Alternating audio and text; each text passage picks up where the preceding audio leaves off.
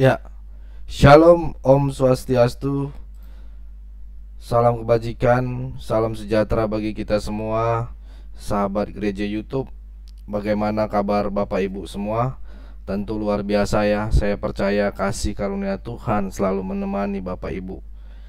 Nah, saudaraku para pecinta gereja YouTube, pertama sekali saya mengucapkan terima kasih banyak kepada Bapak Ibu yang selalu mendukung pelayanan gereja YouTube selama selama ini ya, sampai saat ini, sampai detik ini. Saya percaya orang-orang baik terus memberikan hati untuk terus berdampak, khususnya gereja YouTube ini, dan kita terus bisa uh, hidup ibaratnya menyala-nyala terus melayani Tuhan ya saudaraku.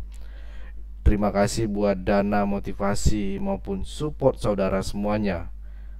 Lebih-lebih bagi Bapak Ibu yang membawakan pelayanan kita yang akan kita lakukan di Jawa Barat nanti ya. Itu tolong bantu doa Bapak Ibu supaya pelayanan yang kita lakukan berbuah manis.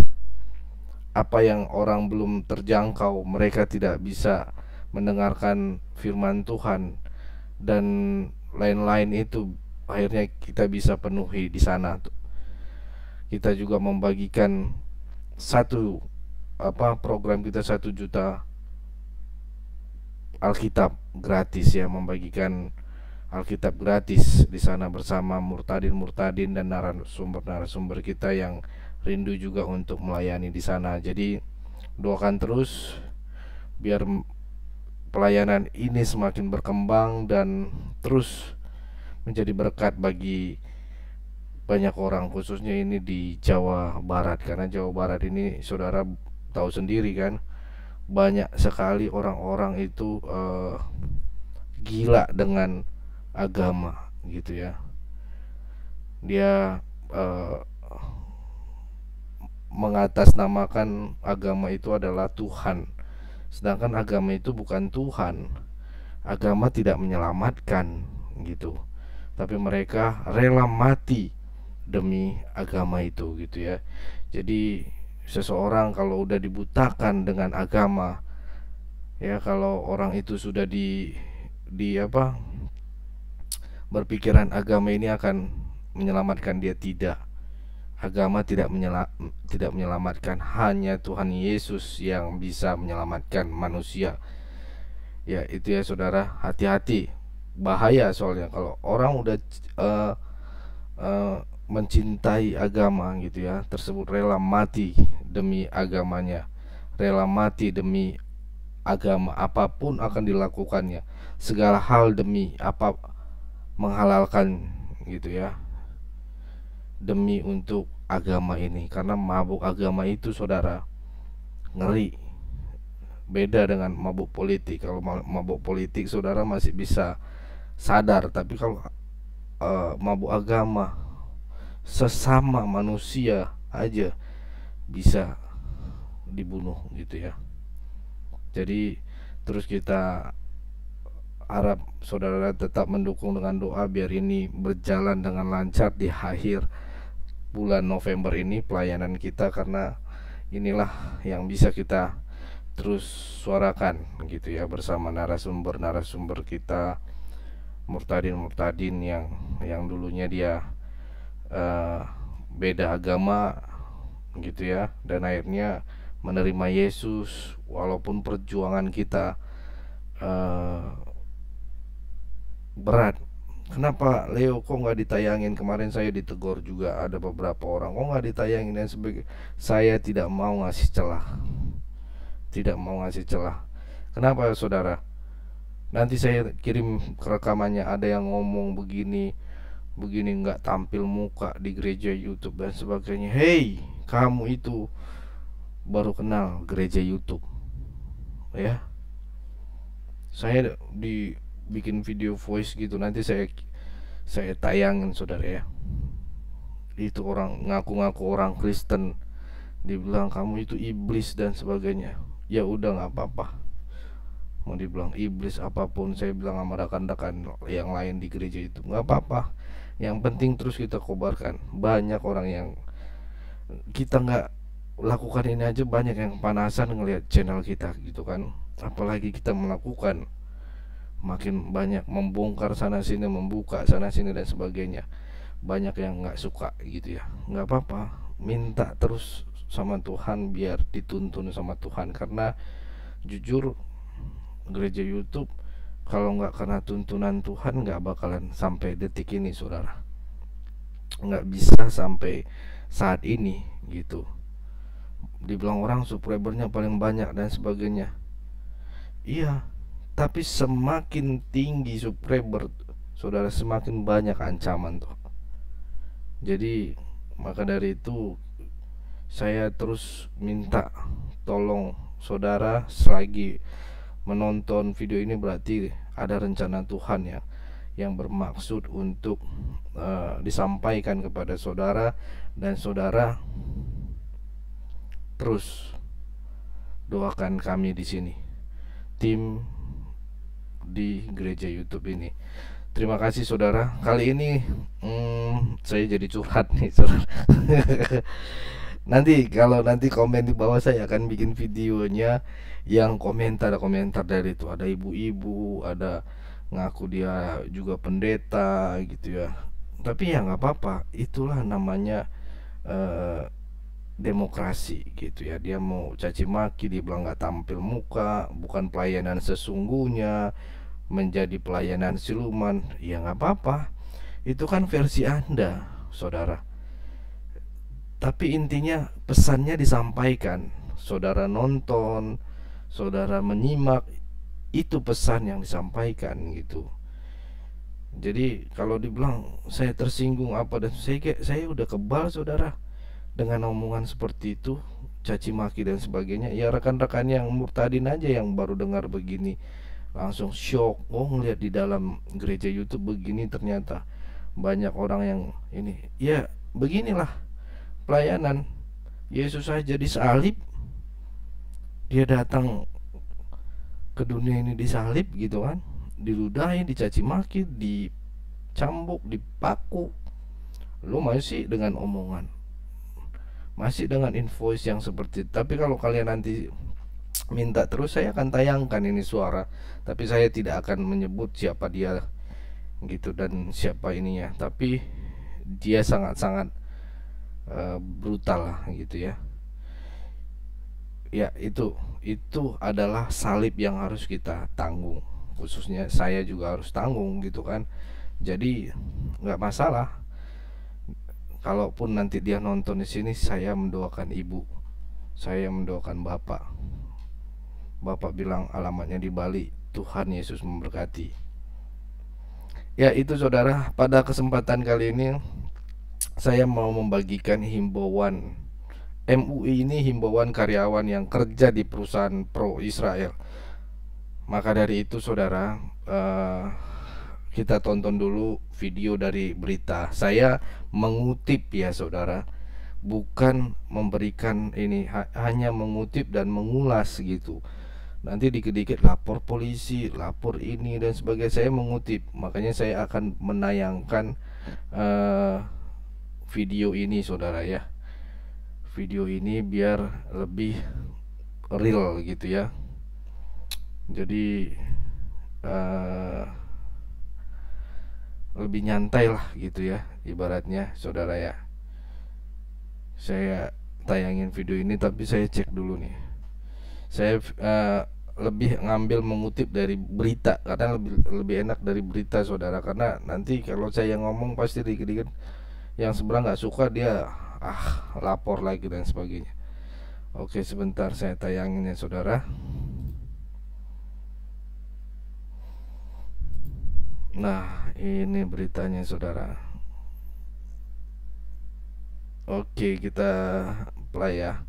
Ini MUI himbau karyawan yang kerja di perusahaan pro Israel. Nah jadi jangan, ini sesuai sama judul yang dilakukan oleh media ini ya. Saya tidak menambahi, tidak mengurangi.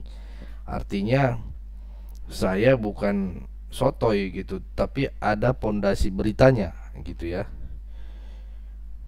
Bukannya saya cari aman, tapi saya mengikuti ini, saudara ya. Mari kita play ya berita ini. MUI ngasih himbauan kok nggak masuk akal banget ya. Bayangin deh, MUI nyaranin karyawan yang kerja di perusahaan yang dianggap pro-Israel buat ingetin atasan mereka berhenti membela Israel. Itu kan sama aja nyuruh karyawan itu bikin masalah. Jadi nih, Ketua MUI bidang fatwa Asrorun Ni'am Soleh kasih pesan ke para karyawan muslim yang masih kerja di perusahaan yang dianggap pro-Israel. Nah, ini di sini aja, sampai di sini dulu ya. Menurut saya, saudara, ini sudah apa ya? Udah terlampau masuk ke dalam banget gitu ya. Ibaratnya ini lebih internal gitu ya. Internal kita jadinya terpecah-pecah karena dibenturkan dengan agama. Kalau lo bekerja di tempat orang yang bekerja di tempat perusahaan-perusahaan yang aliasi oleh apa sih? Terafiliasi oleh perusahaan-perusahaan Israel yang ini, kamu itu haram, sama aja kamu itu membunuh orang-orang yang di Palestina, mendukung orang-orang Palestina yang dibunuh. Kan ini nggak etis dan ini berbahaya, saudara.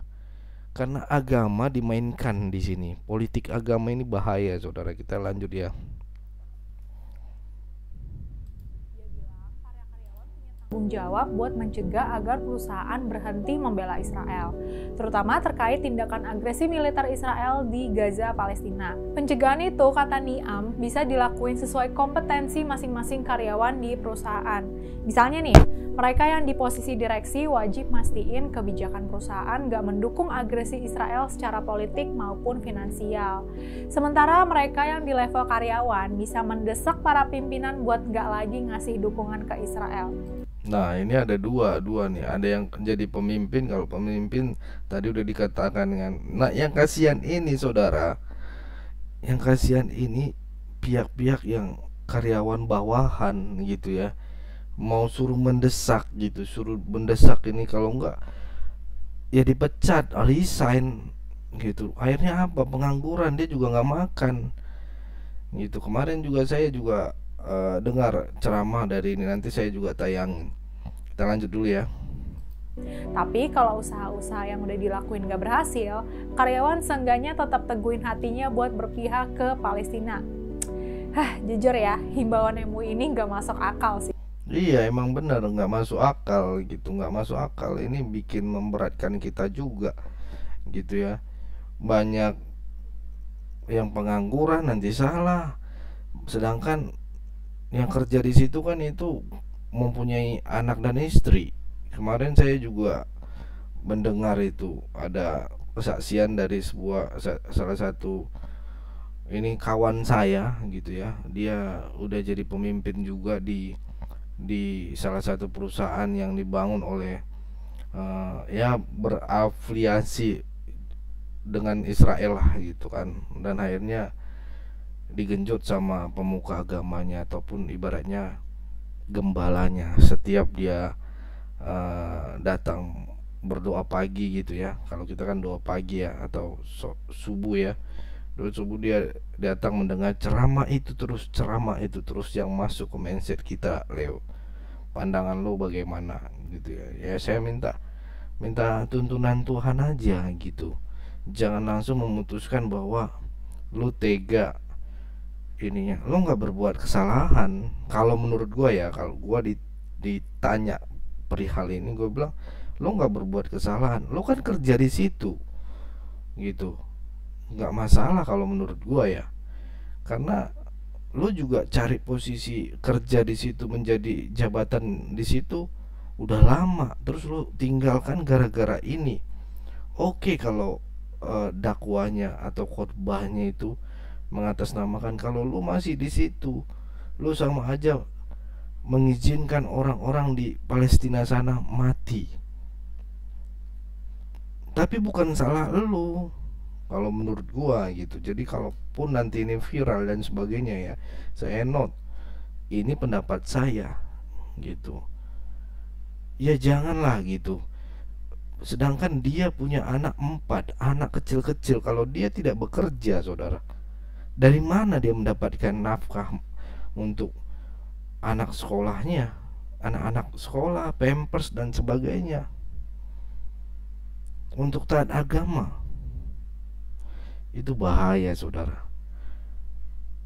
Oke, kalau lu masih ada spend untuk menjaga beberapa bulan ini sampai akhir awal tahun, 3 bulan dana, dan lu resign, dan lu putuskan untuk mengundurkan diri. Tapi ini kan jangka panjang, dan menurut gua sih juga perusahaan lu juga merasa nggak penting-penting banget sama lu. Kalau lu resign juga ya udah resign aja. Mungkin begitu pada saat kondisi ini. Artinya kita juga harus berpikir bahwa ya boleh kalau hati nurani lo pengen ini selesai, lo bantu doa aja, bantu doa, dukung doa juga cukup. Bukan saya ngebatasinya, semuanya ada korban. Israel 1400 juga korban yang meninggal pada 7 Oktober kemarin, serangan pertama dari Hamas. Ya kan? Palestina, Hamas, Gaza dan sebagainya udah 9.000 ya katanya kan, kita dengar dari ini. Tapi yang jelas kita sangat disayangkan. Gue bilang, apa yang lu capai saat ini, gue banyak yang diincar sama orang. Kursi yang lu dudukin saat ini, itu ribuan orang banyak yang pengen jadi kayak lu. Saya kasih tahu karena dia menanyakan kepada saya ya gitu, dan saya akan memberikan pandangan saya aja gitu. Bukan berarti saya menjerumuskan dia ke ini. Kalau masalah surga dan neraka itu urusan Tuhan. Bagaimana juga di kami di agama Kristen, urusan surga dan neraka ya pribadi masing-masing. Amal ibadahnya dan sebagainya ya itu kan buatan dari manusia kalau menurut saya ya. Tapi ketika kita nanti di masa persidangan, ya Tuhan sendiri yang menilai lu bohong apa enggak. Lu kasih amal banyak-banyak dan sebagainya, tapi punya kepentingan berbeda gitu, nggak sesuai dengan keinginan Tuhan, nggak sesuai sama tuntunan Tuhan, dan akhirnya lu disuruh ke neraka. Kita nggak tahu-tahu. Sama seperti kita hidup di bumi ini sekarang juga ya, kita nggak tahu kapan kita mati. Lo dengar saya bilang kemarin, teman kita bersahabat, teman kita baru beberapa bulan ini meninggal dunia, padahal bapaknya dulu lebih tua. Bapaknya sakit-sakitan, udah kena kanker dan sebagainya. Tapi seketika anaknya duluan yang pergi, dipanggil Tuhan. Kita nggak tahu, gitu loh. Itu yang seharusnya kita harus seperti yang dibilang jujur, himbauan ini nggak masuk akal gitu. Ya kalau lo mau pengen begitu, lo taat sama pimpinan lo di agama, ya nggak apa-apa taat, tapi taatlah kepada Tuhan lo, karena mereka hanya menjembatani aja. Tuhan lo yang lo tanya ya. Saya bilang begitu, saudara. Ya kita lanjut, saudara. Kalau perusahaan itu adalah perusahaan transnasional yang relasinya berskala internasional gimana? Kan jajaran direksi di Indonesia nggak bisa seenak jidat ambil keputusan. Nah ini dia, nggak bisa seenak jidat.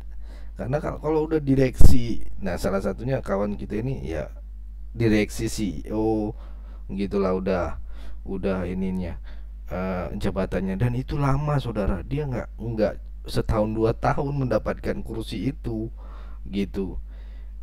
Tapi kembali lagi ke beliau gitu ya, keputusan yang diambil justru kan nggak segampang orang berkhotbah di ini gitu kan, di gereja lah, berkhotbah di gereja.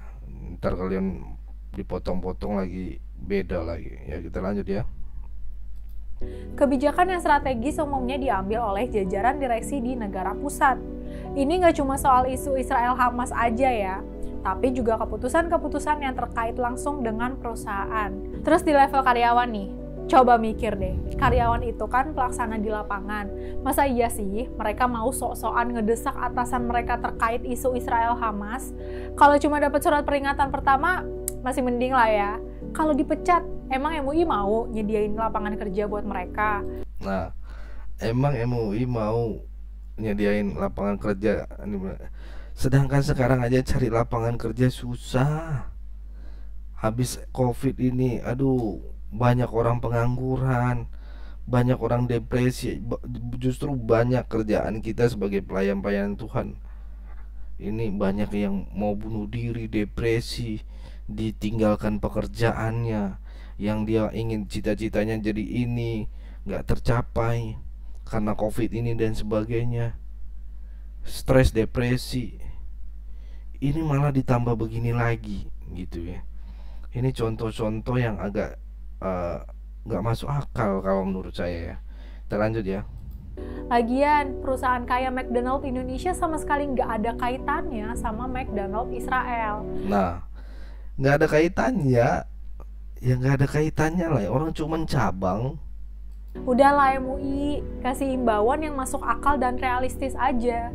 Pernyataan ulama tafsir Al-Quran, Profesor Quraisy Shihab, lebih masuk akal dan realistis dalam isu ini nih. Katanya, membasmi kemungkaran itu nggak boleh dengan bikin kemungkaran yang sama atau lebih buruk. Nah, saya setuju nih dari apa yang dibilang beliau. Karena apa?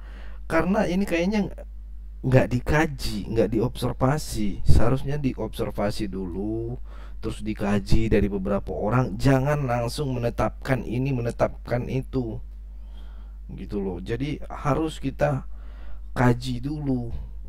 Nggak apa-apa ribut orang semua dan sebagainya, tapi tetap dalam kajian. Ini orang jadinya kan banyak orang disimpan. Kapan yang bisa menyuarakan begini ya? Begitu gitu. Benar, saya sangat setuju. Kita lanjut. Karena itu, harus dihitung jelas, apakah karena ingin boikot Israel, Israel yang bakal rugi. Atau sebaliknya, justru kita yang rugi sendiri gara-gara gerakan boikot itu. MUI, bijaklah kasih himbauan. Oke, itu ya tadi saudara. Jadi MUI bijaklah dalam memberikan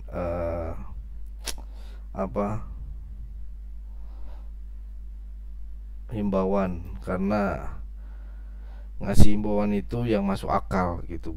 Bayangin MUI nyaranin seperti itu, bahaya gitu ya, sangat bahaya. Udahlah, MUI kasih himbau yang masuk akal aja, realistis gitu. Seperti yang dikatakan tadi pernyataan ulama tafsir Al-Quran Prof. Shihab, lebih masuk akal gitu dan realistis dalam isu ini. Katanya membasmi kemungkaran itu nggak boleh dengan bikin kemungkaran yang sama atau lebih buruk. Karena itu harus dihitung jelas. Dihitung jelas itu maksudnya dikaji, diobservasi dulu, atau di polling dan sebagainya, ditanya kepada beberapa karyawan, ditanya kepada ini. Jangan cuma sebatas gereja, sebatas pesantren ya, boikot memboikot. Harus dilihat dong kondisinya. Itu ya saudara, mungkin itu yang bisa saya sampaikan pada hari ini. Terima kasih Bapak Ibu semua. Sampai ketemu kembali di sesi-sesi berikutnya. Kiranya Tuhan Yesus memberkati kita semua. Dan terima kasih sebagai saudara yang sudah mendukung kegiatan pelayanan kita. Tuhan juga memberkati. dan yang rindu memberkati saudaraku, Yayasan Cipta Pelita Kasih bisa melalui rekening yang ada di deskripsi atau teks berjalan, karena kita juga menampung beberapa murtadin untuk kita gabungkan di sini untuk jadi pemuritan, dan sebagian kalau ini kita akan buat sebagai konten kreator gitu ya. Kita mau bentuk di situ, kita ajarkan pemuritan dan sebagainya, dan kita buat yayasan ini, Yayasan Cipta Pelita gitu ya.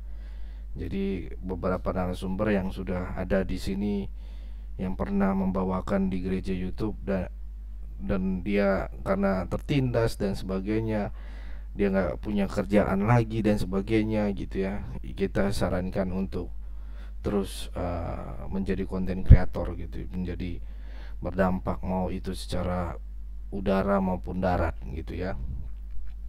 Itu jadi di situ semua kita akan kumpulkan. Nah, kita di bawah naungan Yayasan Cipta Pelita ini.